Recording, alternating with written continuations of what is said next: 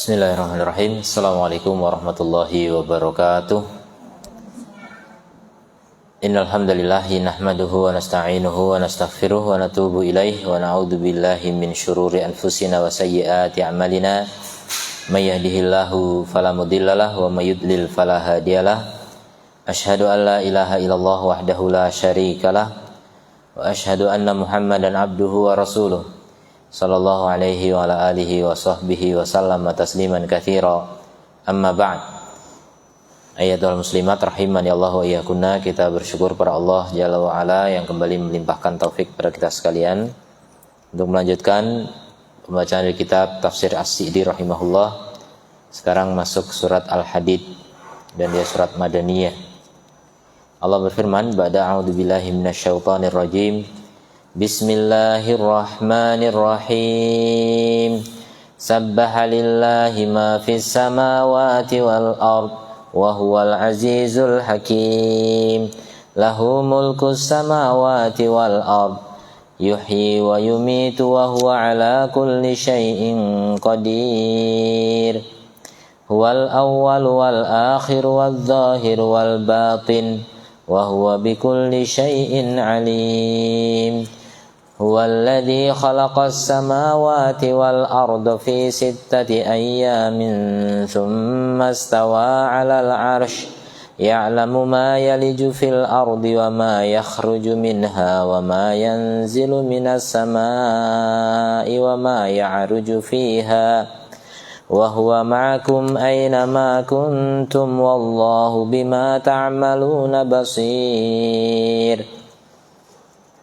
Lahu mulku samawati wal ard wa ilallahi turja'ul umur. Yulijul laila fin nahari wa yulijun nahara fil lail wa huwa alimun bidhatis sudur. Aminu billahi wa rasulihi wa anfiqu mimma ja'alakum mustakhlafina fihi. فالذين آمنوا منكم وأنفقوا لهم أجر كبير. وما لكم لا تؤمنون بالله والرسول يدعوكم لتؤمنوا بربكم وقد أخذ ميثاقكم إن كنتم مؤمنين. هو الذي ينزل على عبده آيات بينات ليخرجكم من الظلمات إلى النور وإن الله بكم لرؤوف رحيم. وما لكم ألا تنفقوا في سبيل الله ولله ميراث السماوات والأرض لا يستوي منكم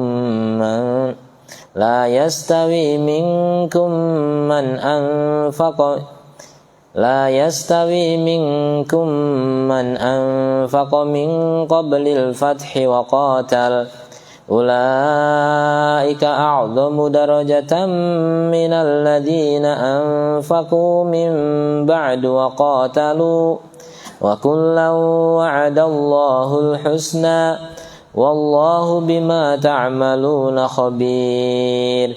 من ذا الذي يقرض الله قرضا حسنا فيضاعفه له وله أجر كريم. Sabbahalillahi ma fis samawati wal ard wa huwal azizul hakim. Apa yang di langit dan di bumi semuanya bertasbih kepada Allah. Dialah yang maha perkasa, maha bijaksana. Lahul mulkus samawati wal ard. Lahu mulkus samawati wal ard yuhyi wa yumit wa huwa ala kulli syai'in qadir. Miliknya lah kerajaan langit dan bumi, dia menghidupkan dan mematikan, dan dia maha kuasa atas segala sesuatu. Huwal awwal wal akhir wa dhahir wal batin wa huwa bikulli syai'in alim. Dia yang awal, yang akhir, yang dhahir, yang batin, dan dia maha mengetahui segala sesuatu.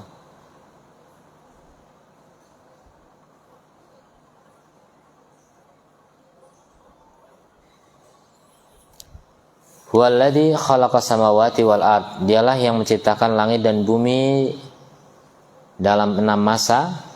Kemudian dia bersemayam di atas arsy.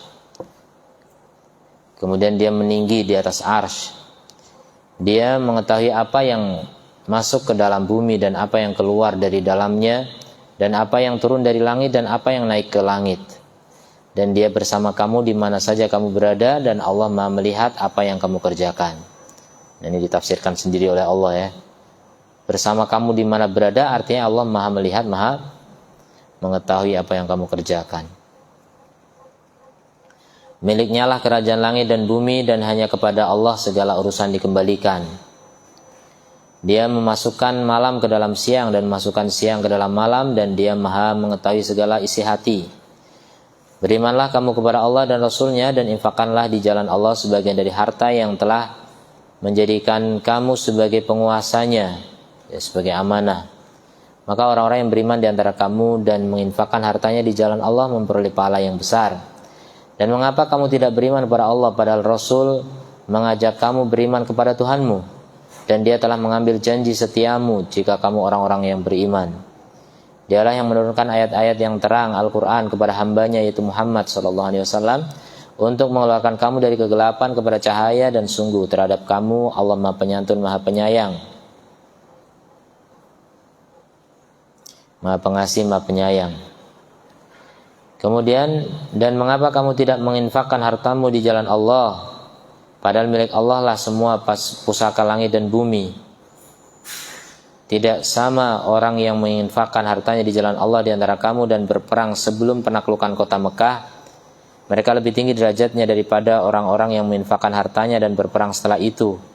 Dan Allah menjanjikan kepada masing-masing mereka balasan yang lebih baik, dan Allah maha teliti dan atas apa yang kamu kerjakan. Barang siapa yang meminjamkan kepada Allah dengan pinjaman yang baik, maka Allah akan mengembalikannya berlipat ganda untuknya, dan baginya pahala yang mulia.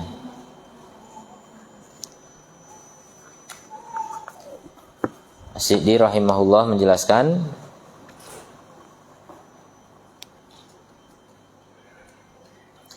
yukhbiru ta'ala an adhamatihi. Allah mengkhabarkan tentang keagungannya dan kebesarannya serta luasnya kekuasaannya, bahwa semua apa yang di langit dan di bumi, dari hewan-hewan yang berbicara dan bahkan yang tidak bisa berbicara, dan selain itu juga benda-benda mati ya, semuanya bertasbih. Benda-benda padat, jamadat itu yang gak punya nyawa bertasbih dengan memuji Allah Rabb mereka. Wa tunazzihu amma la yaliku bijalali, mensucikan Allah dari apa yang tidak layak bagi keagungannya. Semuanya tunduk kepada Rabb-nya, patuh terhadap keperkasaannya yang telah nampak padanya pengaruh dari hikmahnya. Oleh karena itu Allah berfirman, wa huwal azizul hakim. Allah maha perkasa, maha bijaksana. Maka di dalam ini terdapat penjelasan keumuman kebutuhan makhluk, baik yang di atas maupun yang di bawah, di langit maupun di bumi, semuanya butuh kepada Rabb mereka dalam segala keadaan. Wa umumu izzati, dan keluasan atau keumuman meratanya keperkasaan Allah dan kekuasaannya terhadap segala perkara semuanya. Dan juga universalnya, kalau universal cuma bumi doang ya, pokoknya seluruh makhluk ya, umum kepada seluruh makhluknya, hikmah Allah terhadap makhluknya dan perintah Allah semuanya berlaku. Perintah qadari, Kalau perintah syar'i tidak terjadi pada seluruh makhluk. Kemudian tsumma akhbara an umumi mulkihi. Allah menceritakan tentang kekuasaan Allah, kerajaan Allah Ta'ala. Lahul mulku samawati wal ard yuhyi wa yumit. Wal khaliqu lidzalik. Allah rajanya, artinya Allah penciptanya, Allah pemberi rizkinya, Allah pengaturnya dengan kekuasaannya. Di antara pengaturan Allah adalah menghidupkan dan mematikan. Wa huwa ala kulli syai'in qadir. Jadi terhadap segala sesuatu Allah Maha Kuasa, semua dengan kekuasaannya, kekuasaan Allah Ta'ala. Wal awwalu alladzi laisa qablahu syai'. Allah adalah al-awwal, artinya tidak ada sebelum Allah sesuatu pun. Allah yang awal, pertama kali. Dan pertama kali ini kalau bagi manusia tentu ada sebelumnya ketiadaan, tapi bagi Allah enggak. Allah enggak pernah didahului dengan ketiadaan. Wal akhir, Allah yang terakhir, alladzi laisa ba'dahu syai', setelah Allah enggak ada sesuatu pun. Jadi kalau ada makhluk yang dikekalkan oleh Allah itu karena Allah yang mengekalkan. Sejatinya yang bisa kekal hanya Allah Subhanahu wa Ta'ala. Al-akhir. Wadh-dhahir, Allah Maha tinggi, alladzi laisa fawqahu syai'. Tidak ada sesuatu pun di atas Allah. Allah yang paling tinggi, ad-dhahir. Al-batin, alladzi laisa dunahu syai'. Tidak ada di bawah Allah sesuatu pun. Maksudnya tidak ada yang bisa menghalangi Allah dengan apapun yang ada di bawahnya. Ya, di bawahnya makhluk, Allah di atas, makhluk di bawah. Tapi Allah al-batin, yang paling batin, paling dalam ya. Maksudnya apa? Seluruh apapun yang terjadi pada makhluknya tidak ada yang tersembunyi bagi Allah Subhanahu wa Ta'ala. Semua Allah tahu, semua Allah ilmui. Kemudian wa huwa bikulli syai'in alim, makanya ditegaskan berikutnya Allah terhadap segala sesuatu Maha mengetahui. Nah, itu makna batin. Nah, itu menegaskan makna al-batin. Qad ahata ilmuhu bidawahir. Jadi ilmu Allah mencakup perkara-perkara yang dohir dan perkara-perkara batin, perkara-perkara rahasia, perkara yang tersembunyi, dan perkara-perkara yang terdahulu maupun yang belakangan. Semua sudah Allah ketahui. Jadi tidak ada Allah enggak tahu terhadap sesuatu, semua Allah tahu. Wa huwa khalaqul alim, ya Allah Maha menciptakan, Maha mengetahui. Ala ya'lamu man khalaqa wa huwa latiful khabir. Apakah tidak tahu yang menciptakan? Maka dia adalah Maha mengetahui, Maha mengetahui perkara yang rumit ya. Maha teliti tadi, al-khabir. Jadi Allah itu mengetahui segalanya. Sebelum menciptakan, ketika menciptakan, setelah menciptakan, semua Allah tahu tentang makhluknya. Huwallazi khalaqas samawati wal ardh, dialah Allah yang menciptakan langit dan bumi dalam 6 masa. Awaluha yaumul ahad, pertama hari Ahad, dan yang terakhir hari Jumat. Orang Yahudi menuduh hari Sabtu istirahat ya. Allah enggak perlu istirahat. Bagi Allah tidak ada yang membuat Allah capek. Allah ma masana min lughub, tidak ada yang menimpa kami, tidaklah menimpa kami kelelahan, kecapean.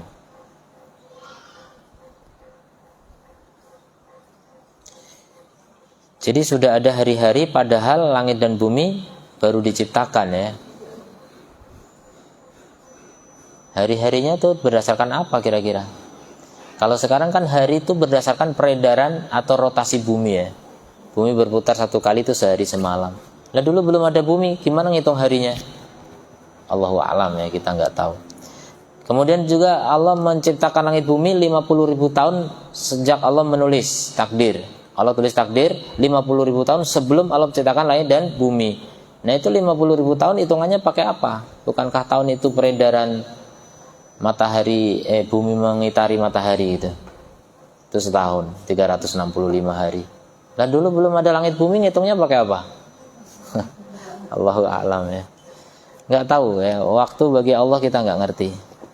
Yang penting Allah menceritakan begitu ya udah, Rasul menceritakan kita sami'na wa ta'na, enggak tahu perkara gaib. Jadi perkara-perkara yang sudah terjadi sementara kita belum ada itu gaib. Dan perkara yang belum terjadi semua adalah gaib. Dan manusia tidak boleh mengklaim perkara gaib. Siapa berani mengklaim tahu perkara gaib itu menandingi Allah Subhanahu wa Ta'ala. Enggak tahu lah, jawabannya yang paling tepat enggak tahu. Huwallazi khalaqas samawati wal arda fi sittati ayamin. Tsumma stawa 'alal arsy, kemudian istiwa di atas arsy. Di Quran diartikan bersemayam. Saya dari dulu paling kurang setuju kalau diartikan bersemayam, karena bersemayam identik dengan duduk gitu. Sementara Allah enggak nangkring di arsy, tidak. Istiwa dalam bahasa Arab artinya apa? Ala, di atasnya. Jadi di atasnya enggak harus nempel gitu. Dan itu enggak bisa disamakan dengan bersemayam raja gitu, enggak bisa. Makanya ya lebih tepat memaknai istiwa ya istiwa aja. Allah istiwa di atas ars gitu. Terus kalau orang nanya apa itu istiwa? Di atasnya. Berada di atasnya, itu makna istiwa. Kalau diartikan bersemayam, khawatir orang salah paham. Makanya banyak orang yang menolak Allah istiwa di atas ars dengan alasan apa? Masa Allah duduk di atas ars? Nah, itu dikiranya kita mengartikan duduk, tidak. Ya, yang tepat istiwa itu di atasnya, berada di atasnya, itulah makna istiwa. Istiwa yaliku bijalalihi fauqa jami khalqi, itu istiwa yang sesuai dengan keagungannya di atas seluruh makhluknya. Karena ars itu makhluk yang paling tinggi. Kalau Allah di atas ars berarti Allah di atas seluruh makhluknya. Ya alamu ma yaliju fil ardi, tapi walaupun Allah begitu tingginya, Allah gabung dalam satu ayat sekaligus. Allah tetap tahu apapun yang terjadi di bumi. Nah, itu yang disebut dengan dekat. Allah jauh tapi Allah tinggi tapi dekat. Allah dekat tapi tinggi. Dan itu enggak kontradiktif karena arahnya berbeda. Yang tinggi itu zatnya, yang dekat itu sifatnya. Jadi enggak bertentangan, enggak kontradiktif. Itu menjadi kontradiktif ketika satu perkara terjadi dua hal yang bertentangan gitu. Bergerak dan diam sekaligus dalam satu benda kan enggak mungkin. Dalam satu waktu. Sama seperti tinggi dan rendah sekaligus dalam satu waktu, ya nggak mungkin gitu. Makanya yang tinggi itu apanya, yang rendah itu atau yang dekat itu apanya, ini harus dibedakan. Jadi Allah mengetahui apa yang masuk ke bumi berupa biji-bijian, hewan-hewan. Ya, di dalam bumi itu ada rayap, semut, bakteri banyak sekali ya, ulat, cacing dan sebagainya. Itu Allah tahu. Dan apa yang masuk ke bumi berupa air, hujan dan lain sebagainya, semua Allah tahu. Jadi hal-hal rumit seperti itu semuanya Allah tahu. Tidak ada satu daun pun yang gugur kecuali fi kitabim mubin, berada di catatan yang jelas. Kalau kitabim mubin maksudnya Lauhul Mahfuz, berarti Lauhul Mahfuz mencatat sampai daun jatuh pun dicatat itu. Berarti detail, semua dicatat ya. Wallahu a'lam. Makanya kitabim mubin itu maknanya apa ya? Apakah memang Lauhul Mahfuz atau mungkin ada catatan yang lain? Kemudian wa ma yakhruju minha, dan apa yang keluar dari bumi berupa tanaman, pohon, hewan-hewan dan lain sebagainya, semua Allah ketahui. Wa ma yanzilu minas samai, apa yang turun dari langit juga, dari malaikat. Kemudian takdir-takdir, rizki-rizki ya. Itu semua Allah tahu.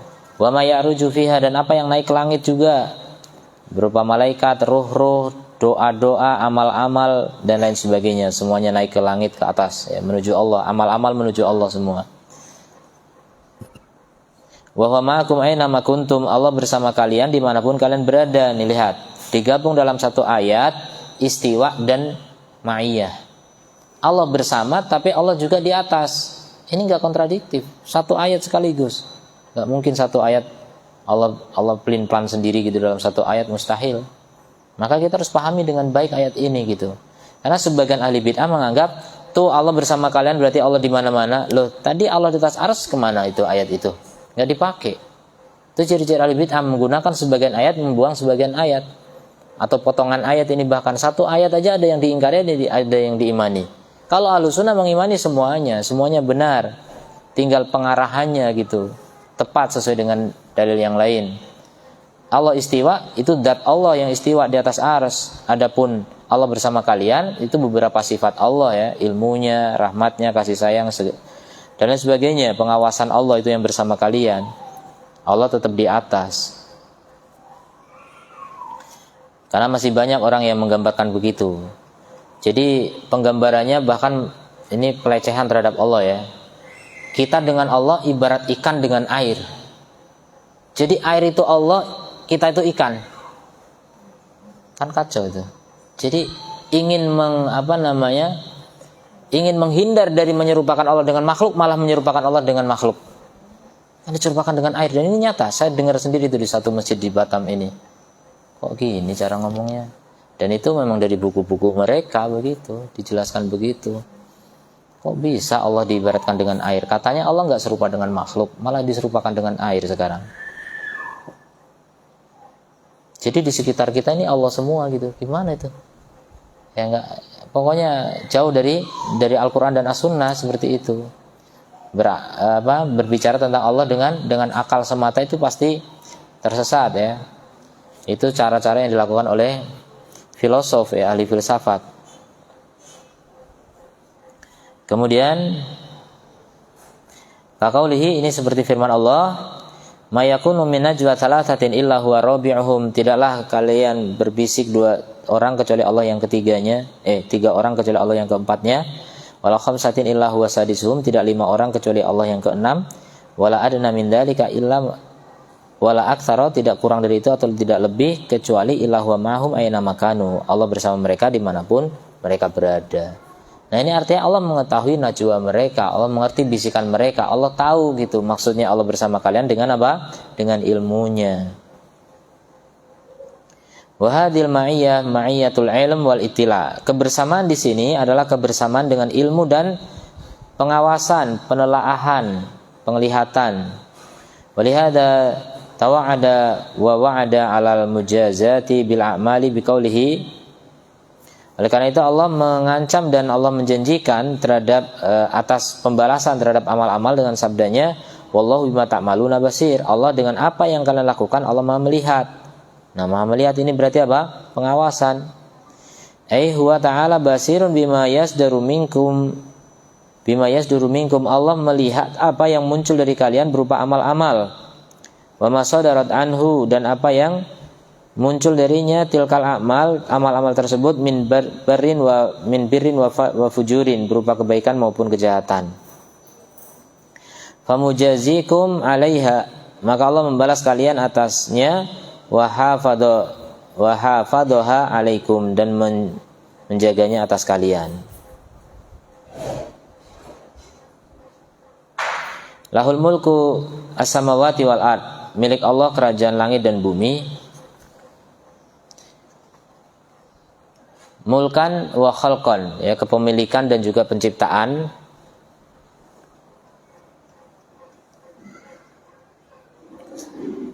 Wa abidan, dan hamba semuanya. Yatasarrafu fihim, Allah mengatur mereka bima sya'ah, dengan apa yang Allah kehendaki, berupa perintah-perintah qadariyah, syar'iyah, jariyah alal hikmah ar-rabbaniyah, yang semuanya berlaku. Jadi perintah takdir maupun perintah syar'i yang semuanya berlaku di atas hikmah Rabbani, hikmah Allah. Wa ilallahi turja'ul umur, dan kepada Allah lah kembali segala urusan, berupa amal-amal dan juga orang yang beramal, kembali kepada Allah semuanya. Fayaridu alaihil ibad, maka hamba datang kepada Allah Ta'ala, fayumayyizul khabitha minat tayyib, maka Allah bedakan di antara yang busuk dengan yang baik, dan Allah membalas yang baik dengan kebaikan dan membalas keburukan dengan keburukan. Setimpal. Yulijul laila fin nahari wa yulijun nahara fil lail. Allah memasukkan malam ke dalam siang dan memasukkan siang ke dalam malam. Silih berganti siang dan malam. Itu di sebagian bumi ya. Kalau di dekat-dekat kutub sana atau di kutub bisa siang selama 6 bulan sama malam selama 6 bulan. Kalau yang lebih ke arah Khatulistiwa lagi ya, nggak terlalu kutub, ya semakin berkurang. Ada yang siangnya selama 5 bulan, ada yang 4 bulan, ada yang 3 bulan. Jadi begitu, siang itu panjang. Seperti di Norwegia, ada satu tempat itu siang selama 4 bulan. 4 bulan pagi terus, jadi matahari cuma muter ke sana. Jadi pagi terus, nggak pernah mataharinya ke sana gitu. Ya memang begitu, karena dia di kutub. Jadi kalau muter gini, ya sudah, matahari cuma kayak muter gitu, paling tenggelam sedikit nanti naik lagi gitu. Jadi siang dan malam itu silih berganti. Yang dominan ya di negeri Arab, negeri Khatulistiwa kita semua. Kalau yang di arah-arah dekat kutub sana udah nggak sama dengan kita. Maka ngitung waktu sholat mereka berdasarkan daerah yang sebujur dengan mereka ya, negara yang sebujur dengan mereka di Khatulistiwa. kan jamnya sama. Jam itu udah diatur, seluruh dunia itu dibikin sama ya. Pusatnya GMT ya, Greenwich. Tapi ada pemusatan yang baru lagi ya, dengan cara pengaturan waktu yang terbaru, nggak pakai GMT lagi. Tapi semua udah diatur secara internasional.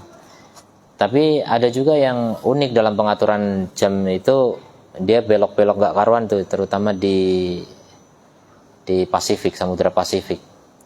Jadi ada negara yang pulau di sini udah Senin, di sini masih Selasa, di sininya Senin lagi karena bengkok gitu. Pada deketan.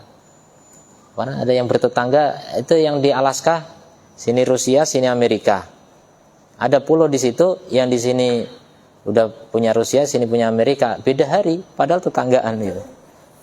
Memang situ batas perbedaan hari ya, pertengahan situ. Jadi itu belahan yang sebelahan dengan GMT, Greenwich.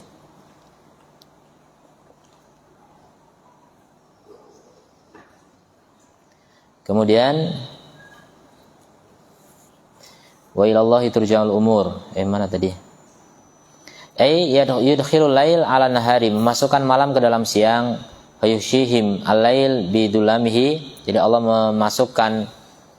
Allah menutupi mereka dengan malam, dengan kegelapannya, sehingga membuat mereka tenang dan mereka bisa istirahat ya. Kemudian memasukkan siang ke dalam malam, sehingga hilanglah kegelapan ya pada bumi. Kemudian menjadi terang, alam semesta menjadi terang, sehingga hamba-hamba bisa bergerak, mereka berdiri menuju kemaslahatan mereka dan kehidupan mereka, mencari penghidupan ya, mencari sesuap nasi biar bisa apa? Biar bisa ibadah. Aslinya begitu. Tapi kenyataan enggak ya. Sekarang orang enggak cukup kerja cuma mencari sesuap nasi ya, sesuap mobil, sesuap rumah, sesuap banyak ya, enggak cuma sesuap nasi.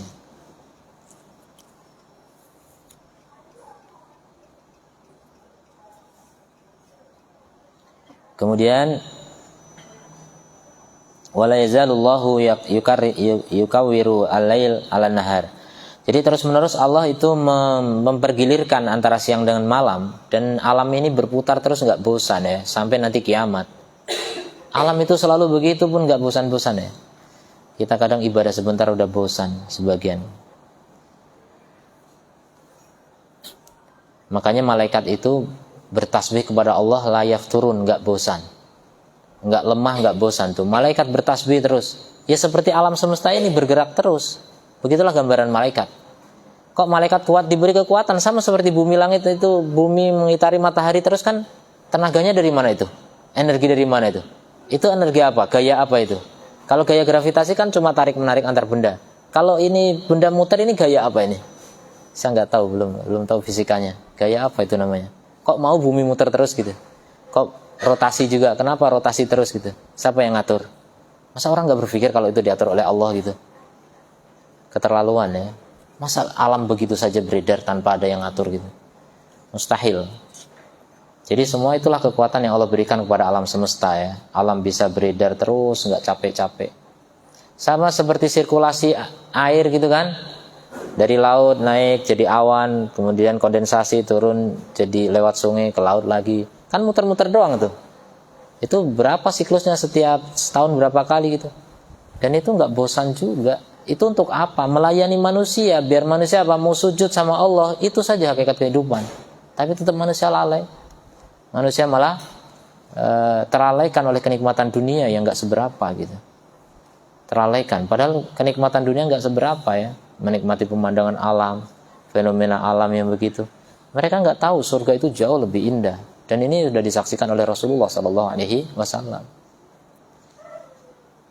Yang Rasulullah ketika Mi'raj itu sampai ke Sidratul Muntaha, melihat pohon bidara yang daun-daunnya warna-warni yang saya nggak bisa cerita warna apa itu. Jadi menjumpai warna baru dan nggak pernah Rasul lihat sebelumnya. Dan bagi kita memang iya terbatas sekali penglihatan kita terhadap warna-warna ya. Warna bagi kita kan cuma 3 sebenarnya. Ini warna macam-macam ini gabungan dari 3 warna aja kan. Kuning, biru sama merah. Merah, kuning, biru. udah gitu.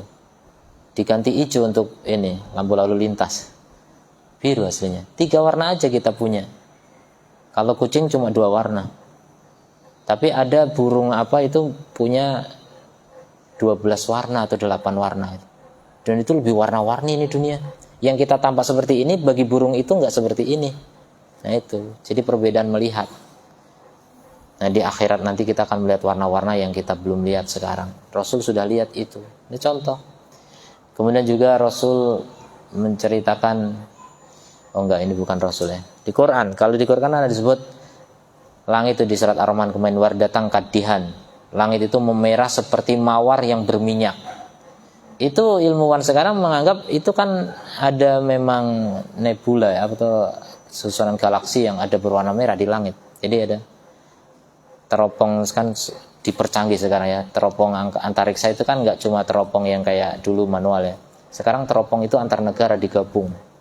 Jadi di pojok-pojok negara mana gitu digabung jadi satu untuk meneropong angkasa. Luar biasa, itu bisa melihat keajaiban yang belum pernah terlihat sebelumnya sama sekali. Ya di antara keajaiban gitu melihat langit itu warnanya seperti mawar merah. Padahal mawar merah itu kan waktu kiamat ya. Cuma sekarang mereka melihat itu dihubung-hubungkan dengan ayat Quran. Ya sebenarnya nggak nyambung. Tapi ya itu keajaiban alam. Artinya itulah kebesaran Allah Subhanahu Wa Taala. Memang kita semakin jauh menelisik tentang alam ini, misteri-misteri di balik alam ini tuh, kita akan semakin takjub sebenarnya dengan keagungan Allah Subhanahu Wa Taala. Kita tuh nggak ada apa-apanya. Makanya terlalu nista ya ketika kita begitu gigih memperjuangkan dunia yang nggak ada apa-apanya. Dunia itu kecil sekali dibanding alam semesta ini gitu. Tapi orang sudah bersaing di dunia dengan persaingan yang mati-matian gitu. Dan itulah kesalahannya. Mestinya kita bersaing mengejar akhirat yang jauh lebih indah daripada dunia semesta. Kemudian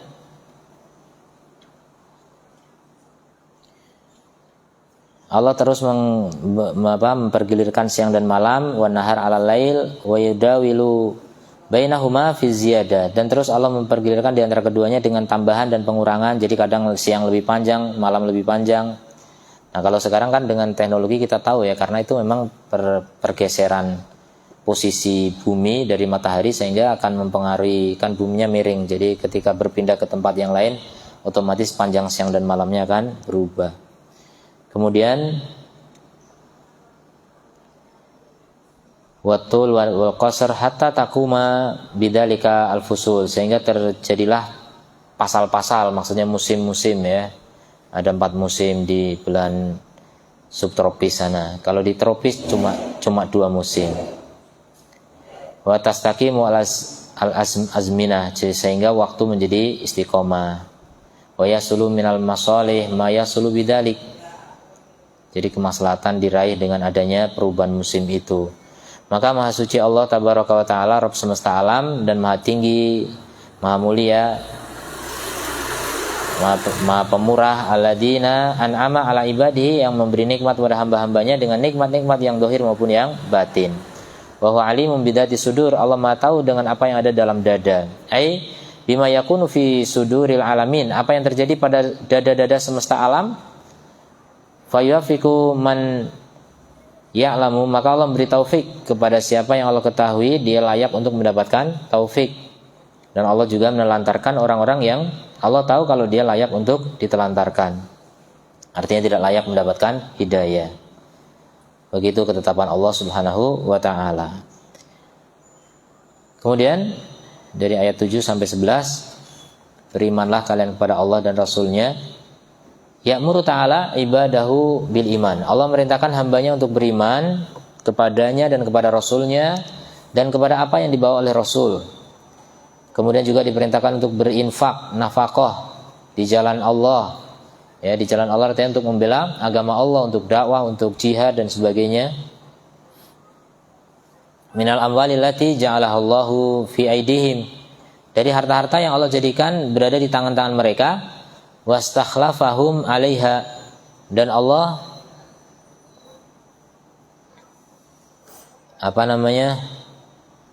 menjadikan mereka sebagai khalifah ya atas alam semesta itu. Jadi mereka yang menguasainya. Liyanduru kaifa ya'malun, agar Allah melihat bagaimana mereka beramal. Jadi begitu sebenarnya ya, kehidupan ini cuma Allah ingin melihat seperti apa amal kita. Jadi dengan berbagai godaan, berbagai glamor kehidupan dunia ya, pernak-pernik kehidupan dunia yang menawan dan menarik hati, apakah kita masih bisa tegar untuk tetap beribadah kepada Allah, atau justru terlena dengan gemerlapnya dunia.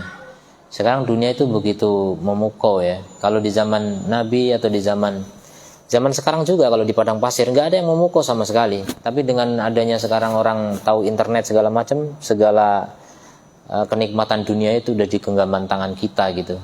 Fasilitas dunia itu ada semua di tangan kita. Maka kalau orang masih bisa istiqomah, tetap tidak terlena dengan itu, bisa fokus untuk mempelajari Al-Quran, mempelajari As-Sunnah, kemudian mengamalkannya, bahkan mendakwahkannya, mengajarkan pada orang-orang yang terlena dengan dunia, itu kemuliaan yang langka ya. Jarang itu terjadi. Susah sekarang orang-orang untuk bisa kembali ke sana. Makin berat godaan dunia. Makanya tantangannya beda. Kalau Nabi bilang dulu di zaman sahabat itu berat, mungkin berat perang melawan orang musyrikin. Sekarang beratnya perang melawan setan, melawan hawa nafsu, itu makin berat dari ini. Makanya benar kata Nabi apa? Orang yang tetap istiqomah di atas sunnah dari ini mendapatkan pahala 50 kali lipat dari para sahabat. Tantangannya lebih berat sekarang. Sahabat nggak ada tantangan HP, itu nggak ada. Ini tantangan paling menyita waktu. 24 jam kita punya waktu untuk apa saja, coba cek ulang. Untuk apa saja? Apakah untuk betul-betul tujuan kita diciptakan atau untuk yang lain? Rata-rata orang sudah terlena ya. Tidak maksimal kita mempelajari firman Allah, sabda Rasulnya, apalagi mengamalkan dan kemudian mengajarkannya. Masih banyak kita terlena dengan urusan-urusan yang tidak penting dari perkara dunia. Bukan tidak penting, bahkan maksiat ya, keteledoran, kemaksiatan itu terjadi begitu mudahnya, sangat gampang hari ini terjadi.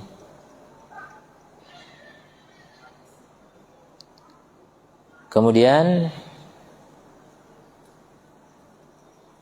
mana tadi?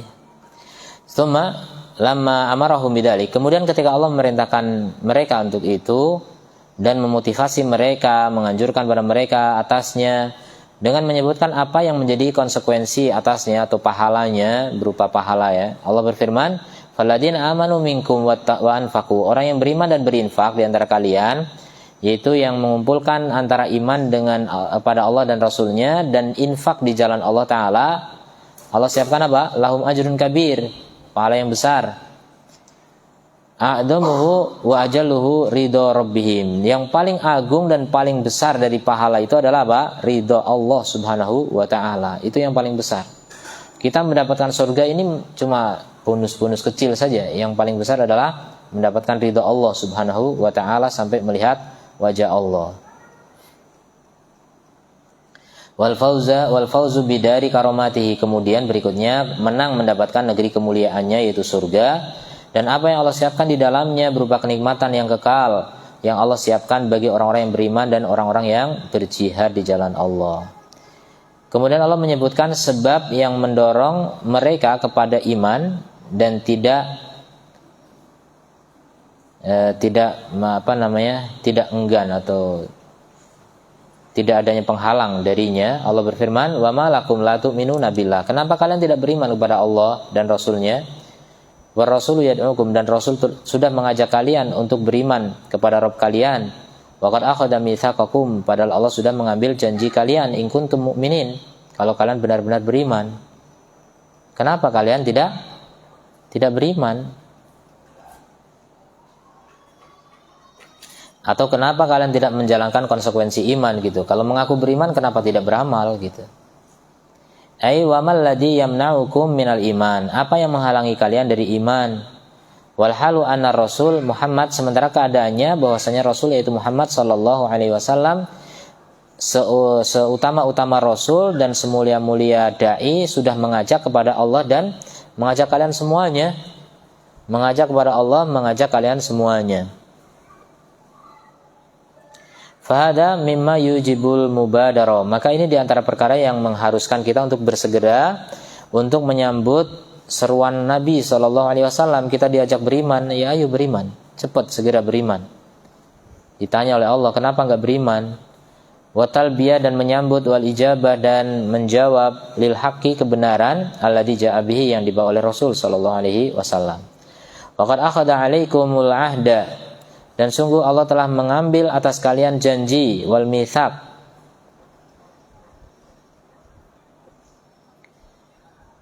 janji dan perjanjian untuk beriman, in kuntum mu'minin, jika kalian memang beriman.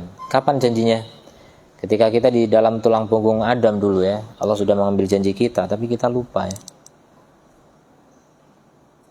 Wa ma'adzalika, dan bersama itu, min lutfihi, di antara kelembutan Allah Ta'ala dan perhatiannya kepada kalian, bahwasanya Allah tidak mencukupkan dengan sekedar menyeru dengan seruan Rasul ya, alladzi huwa asyraful alam, di mana beliau adalah orang yang paling mulia dari semesta alam ini.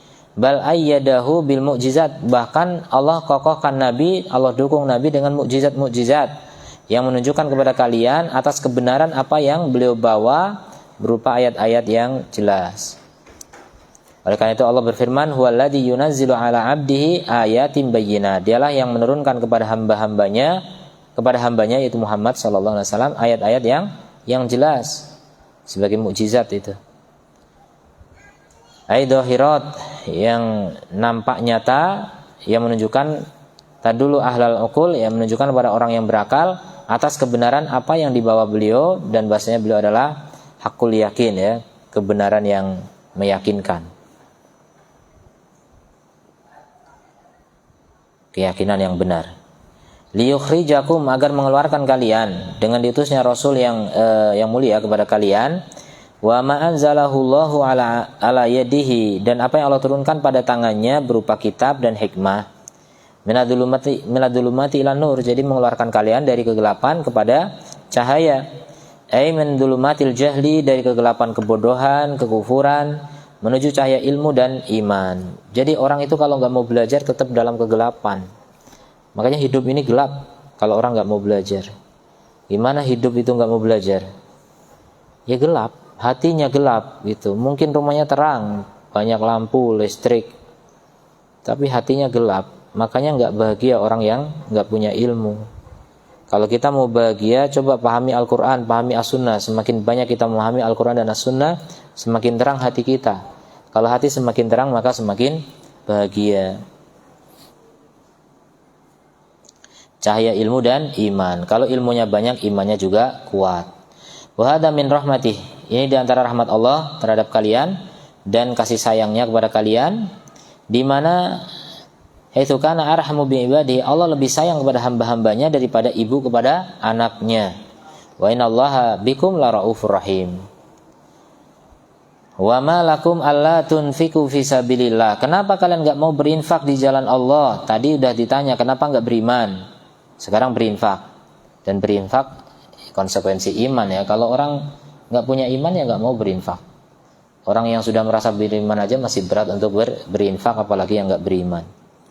Kenapa tidak berinfak di jalan Allah? Walillahi mirathus samawati wal ardh, sementara milik Allah lah perbendaharaan langit dan bumi, pusaka langit dan bumi. Jadi orang beriman itu bisa berinfak. Makin kuat imannya, makin berani berinfak. Berinfak untuk apa? Ya berinfak di jalan Allah. Tapi kalau orang yang kafir atau orang fasik, itu berat sekali berinfak di jalan Allah. Tapi berinfak di jalan setan gampang sekali. Contoh nih, perusahaan kafir atau perusahaan fasik ya, maksudnya milik orang fasik. Itu kalau ada proposal untuk olahraga, untuk seni, untuk musik, untuk apa, gampang keluar. Begitu ada ngajukan proposal untuk kegiatan dakwah, agama, agak berat. Ya, karena memang begitu manusia tabiatnya. Kalau iman lemah, susah berinfak di jalan Allah.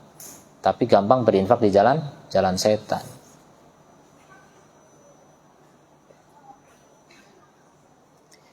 Wahada ay wa malladhi yamnaukum, apa yang menghalangi kalian dari berinfak ya, dari nafkah di jalan Allah, berinfak di jalan Allah. Dan dia adalah jalan-jalan kebaikan semuanya. Jalan Allah itu semua jalan kebaikan, semua jalan yang mengantarkan kepada surga, itu namanya jalan Allah. Wa yujibu lakum an tabkhulu, apa yang membuat kalian kemudian bakhil untuk menuju surga? Ya setan, hawa nafsu. Walhal, dan keadaannya anahu laisa lakum syai', bahwasanya kamu tidak punya apa-apa. Bal lillahi mirasus samawati wal ard. Semua pusaka, ya, semua perbendaharaan, harta itu milik Allah. Yang di langit dan di bumi semua milik Allah. Kok kalian yang pelit gitu? Kalian punya apa? Yang kalian pegang itu titipan Allah. Kalian nggak punya gitu. Kenapa kalian berat untuk berinfak? Jadi kalau orang punya iman dan yakin bahwa ini titipan Allah, nggak akan berat untuk berinfak. Ketika masih berat berinfak, karena apa? Karena menganggap itu milik dia gitu, nggak merasa itu milik Allah. Makanya Allah tegaskan di sini, walillahi lillahi mirathus samawati wal ard, milik Allah. Semua pusaka bumi dan langit milik Allah. Fajamiul amwal, semua harta, satantakilu min aidikum, semua akan berpindah dari tangan kalian. Ya. Kemudian berpindah dari tangan itu, kemudian kembali kepada kerajaan Allah, ya, ila malikihi. Kerajaan semuanya kembali kepada rajanya tabaraka wa taala. Baik itu kembali ketika orang itu mati, atau ketika kiamat, atau ketika orang itu hidup juga sebagian harta sudah dicabut oleh Allah Subhanahu wa taala, dipindahkan kepada makhluk yang lain dengan paksa. Kamu nggak mau berinfak, ya dipaksa oleh Allah, pasti keluar duit. Kamu nggak mau berinfak di jalan Allah, pasti akan berinfak di jalan setan. Jadi pilihan cuma dua. Kita nggak mau berinfak ke jalan Allah, ya udah ke jalan nafsu dan setan akhirnya. Itu pasti terjadi. Atau diendap nggak mau berinfak sama sekali, tapi kita mati akhirnya menjadi peninggalan yang tidak kita manfaatkan. Begitulah harta yang hakiki itu sebenarnya apa yang kita infakkan di jalan Allah. Faktanimu al-infak, maka manfaatkanlah infak, ya. Bersegeralah untuk berinfak sebelum terlambat. Madamatil amwal fi aidikum, selama harta masih di tanganmu. Nanti kalau kamu udah nggak punya, oh saya kalau kaya mau berinfak. Dulu kaya nggak berinfak, kemudian cita-cita kalau nanti saya kaya saya berinfak. Ternyata pas kaya lupa lagi dengan cita-citanya. Itu kebanyakan manusia begitu mudah tertipu oleh keindahan dunia, ya. Wantahazu al-fursa, jadi manfaatkan kesempatan, ya. Ambil kesempatan cuma sekali, ya, cuma sebentar. Hidup itu cuma sebentar. Kalau kita nggak berinfak sekarang, kapan lagi? Tsumma dzakara ta'ala tafadulul a'mal. Kemudian Allah menjelaskan tingkatan-tingkatan amal sesuai dengan keadaan dan hikmah ilahiyah. Allah berfirman, la yastawi minkum man anfaqa min qablil fathi wa qatal ulaika a'zamu darajatan minal ladzina anfaqu min ba'du wa qatalu. Yang dimaksud dengan fathi di sini adalah Fathu Al-Hudaybiyah, ya. Fathu Hudaybiyah ini Fathu Makkah sama. Jadi perjanjian Hudaybiyah itu adalah pengantar menuju Fathu Makkah. Fathu Makkah tahun 8 Hijriah, Hudaybiyah 6 Hijriah kalau nggak salah. Kemudian haitsu jara minas sulh, di mana terjadi perjanjian antara Rasul dengan orang-orang Quraisy, mimma huwa adamul futuhat, di mana dia merupakan penaklukan yang paling agung, ya, allati hasala biha nasrul Islam, yang dengannya terjadi apa? Penebaran Islam, karena terjadi perjanjian damai, maka apa? Nabi Muhammad bebas berdakwah gitu. Sehingga tersebarlah Islam dan bercampurnya kaum muslimin dengan orang-orang kafir, dan dakwah kepada agama tanpa adanya penentangan karena udah damai. Fadakhalan nasu min dalikal waqt, maka masuklah manusia pada sejak waktu itu ke dalam agama Allah secara berbondong-bondong, banyak orang masuk Islam.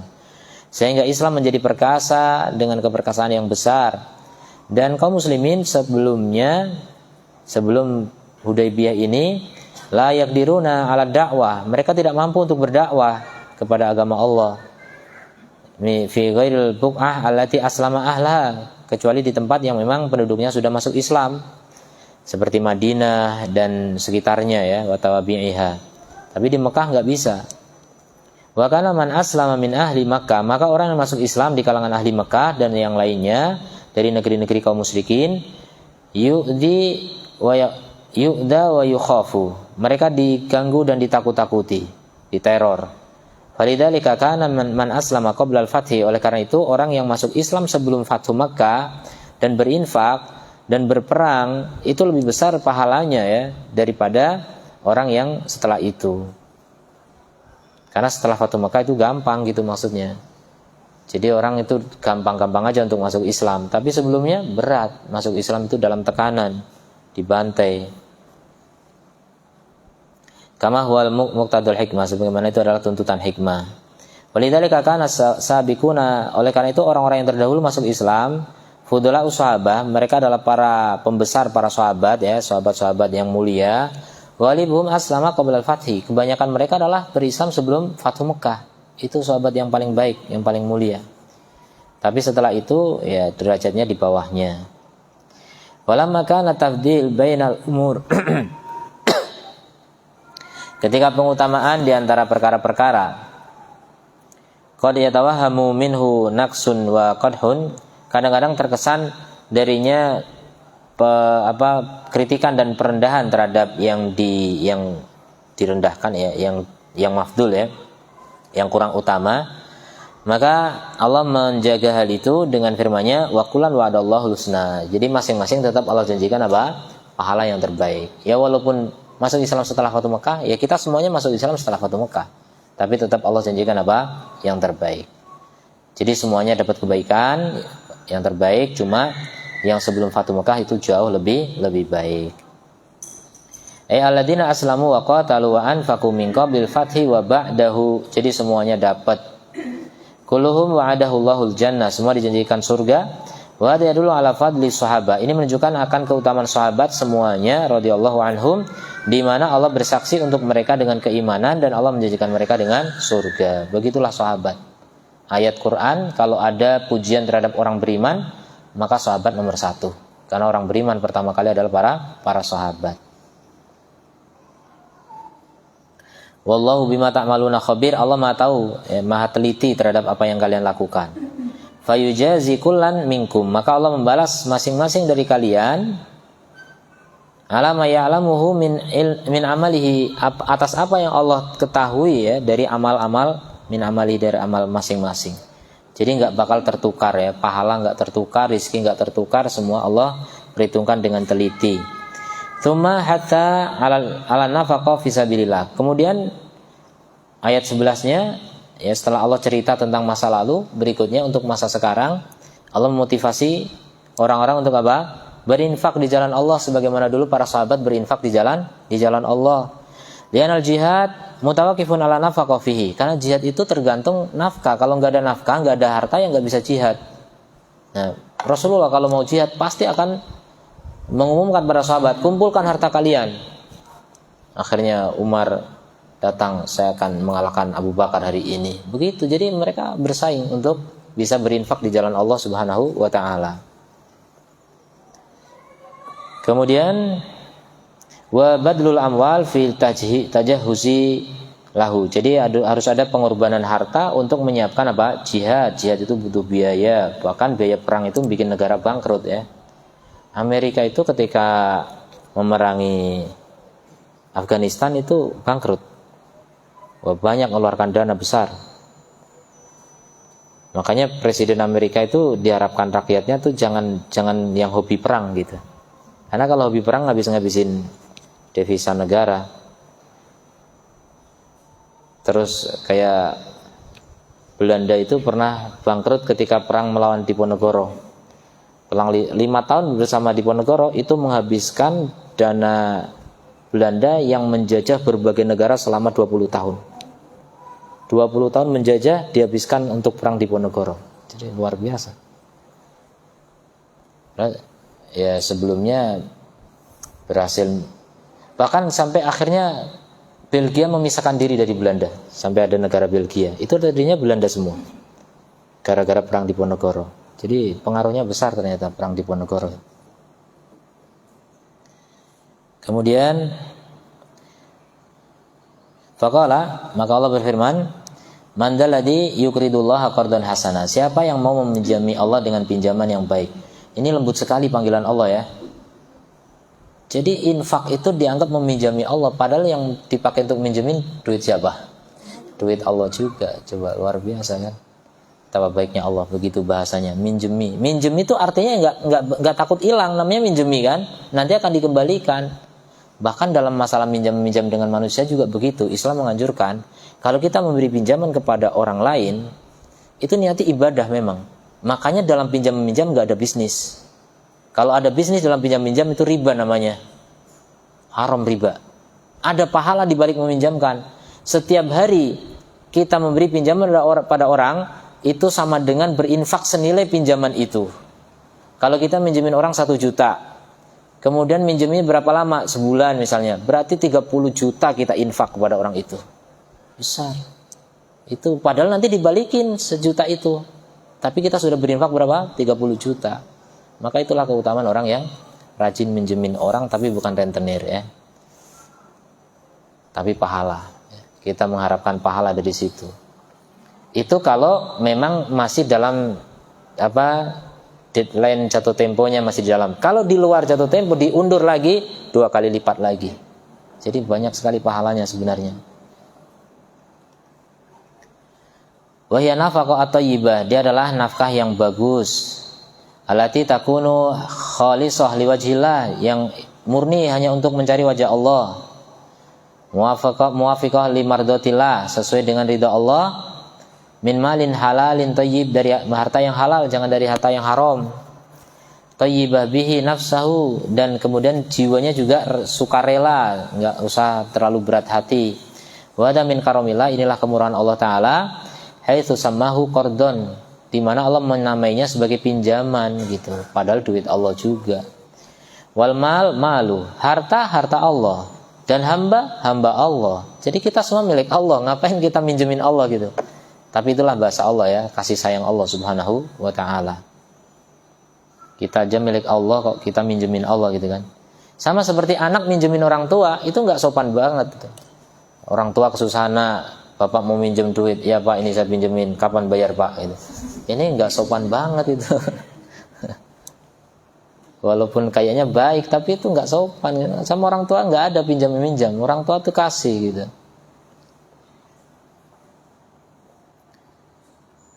Apalagi sama Allah ya kan, sama Allah kok minjemin gitu kan, Masya Allah, minjemin Allah gitu. Bahwa ada bil mudha'afah, dan Allah janjikan dengan berlipat ganda ya balasannya, Masya Allah, ad'afan katsirah, dan Allah itu maha dermawan, maha memberi anugerah. Wa tilkal mudha'afah, dan pelipat gandaan itu mahalluha wa mawdi'uha yaumal qiyamah, tempatnya itu di hari kiamat. Ini yang harus diluruskan ya, seperti Ustaz Yusuf Mansur ini harus diluruskan ini. Pelipat gandaan infak, sedekah itu di hari kiamat. Ini lihat ini kata Sa'di, mahalluha yaumal qiyamah, bukan dunia. Dunia ada tapi bukan itu yang kita cari, itu hanya bonus kecil saja. Tapi kalau orang berinfak targetnya biar kaya di dunia, ini sudah menyalahi Al-Qur'an ya, menyalahi ajaran Rasulullah sallallahu alaihi wasallam.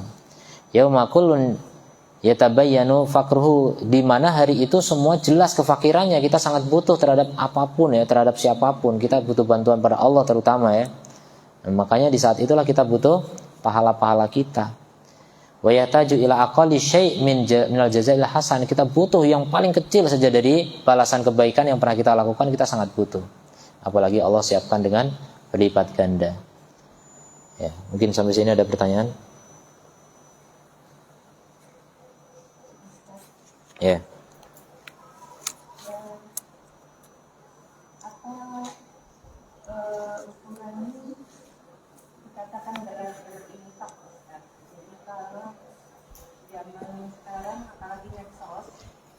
Peluang kita berinfak itu kan besar, bisa dalam berapa menit itu mungkin kita habis karena banyak proposal dan seterusnya. Nah, ketika kita memilah atau memberi sedikit atau tidak rutin, apakah itu dianggap masih benar berinfak di jalan Allah ketika masih mempertimbangkan yang lain? Terus juga ketika berinfak memberikan pinjaman, itu zaman sekarang ini repot sekali meminjamkan orang semacam. Enggak dibalikin. Iya, kalau meminta kita dengan mudah memberi, tapi kalau mengiyakan, malah sulit. kita kan tetap harus mengingatkan dia untuk Iya. membayar. Nah, itu prosesnya begitu sulit sehingga mungkin kita memilih untuk menghindari itu. Ya, apakah itu dari bagian menjadi bagian? Ya cara menghindarinya berarti dikasih aja, udah nggak usah minjem, ini kasih. Kan gitu menghindar itu. Lebih nggak bisa. Iya, nanti pasti meminta.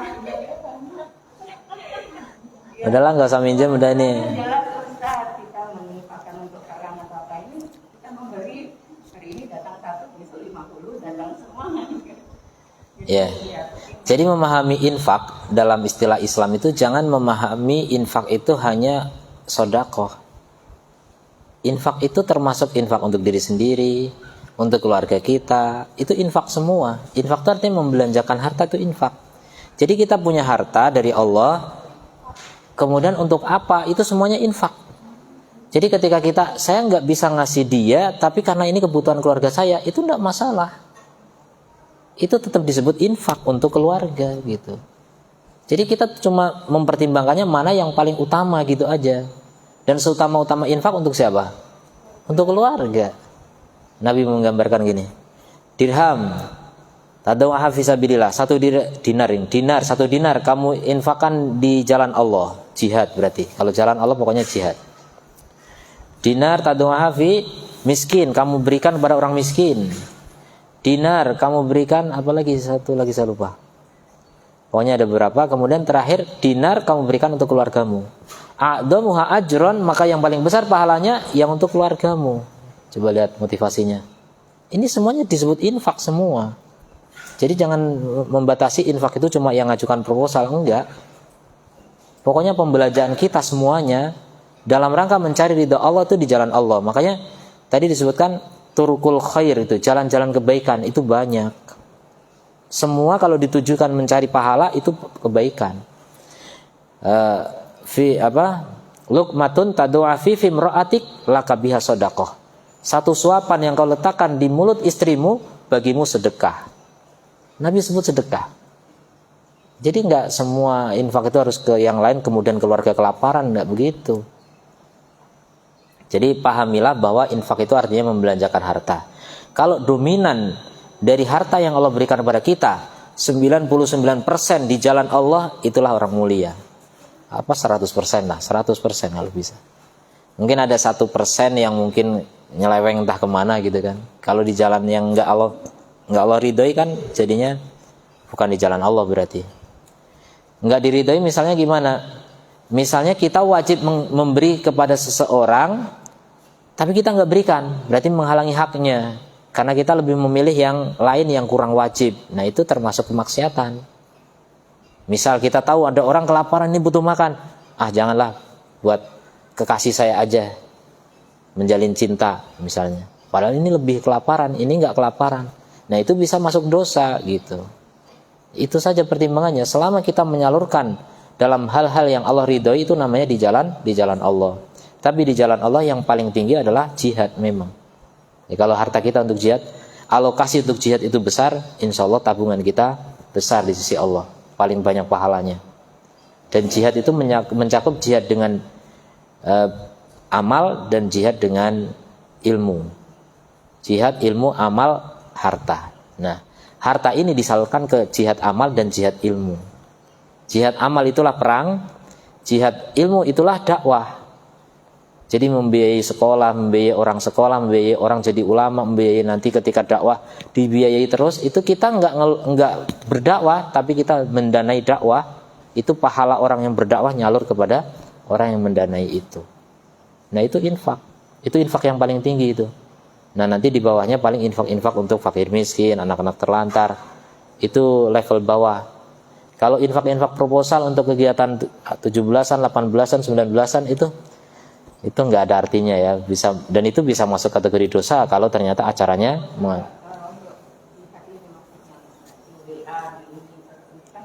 iya, ya itu nggak wajib. Kalau kita memang masih butuh untuk makan, untuk apa segalanya, ya nggak wajib ke sana. Tapi dilihat, kadang-kadang orang itu pelit karena untuk kebutuhan yang nggak penting, misalnya hanya ingin untuk jalan-jalan. Jalan-jalan ini nggak wajib. hanya ingin punya rumah bagus. Punya rumah bagus itu nggak wajib. Ya rumah layak boleh lah, tapi rumah harus mahal-mahal gitu kan nggak wajib. Jadi gitu, prioritas. Mana lebih kita prioritaskan? Jadi di situ sebenarnya penekanannya pada prioritas.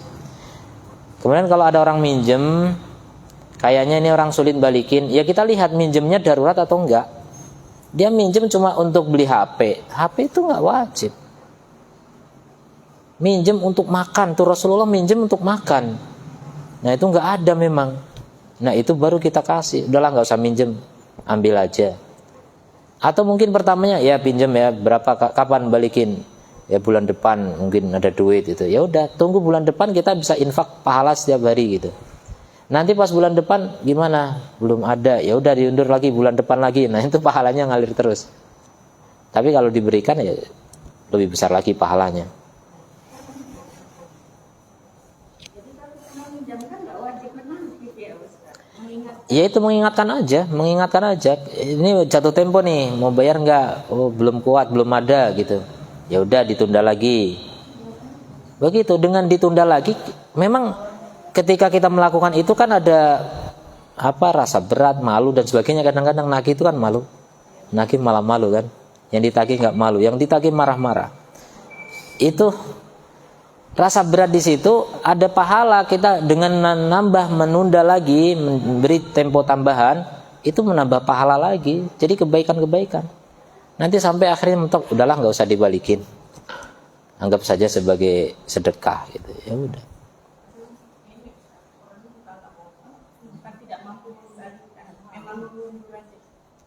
udah. Ya udah itu kedoliman berarti. Kata Rasulullah apa? Matlul ghani dulmun. Penundaan orang yang mampu itu adalah kedoliman. Ya udah, dia dolim, berarti kita apa? Terdolimi. Dan Nabi motivasi kita jadi hamba yang terdolimi, jangan menjadi hamba yang dolim. Berarti tidak masalah, terdolimi itu tidak masalah. Jangan sakit hati ya, ketika kita alhamdulillah didolimi. Kenapa? Saya dapat pahala kalau gitu. Memang ini yang saya cari. Dari awal saya minjemin cari pahala. Nah sekarang didolimi betul, diundur-undur, dibikin sakit hati. Makin besar pahalanya insya Allah. Kalau kita bisa terima itu dengan sesukarela mungkin gitu. Semakin kita apa? Iya, menikmati kedoliman itu butuh latihan. Makanya dilatih dari yang kecil-kecil itu.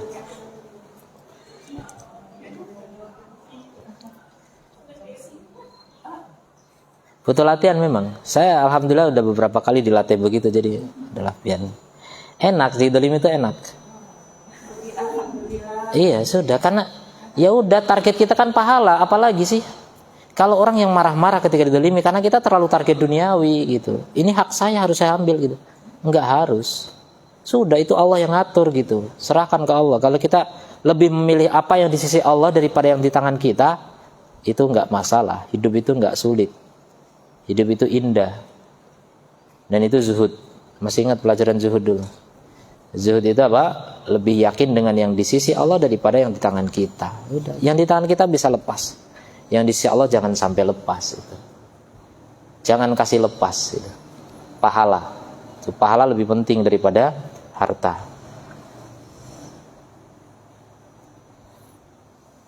Masih ada? Udah. Kita tutup. Subhanakallahumma wa bihamdika asyhadu an la ilaha illa anta astaghfiruka wa atubu ilaik. Assalamualaikum warahmatullahi wabarakatuh.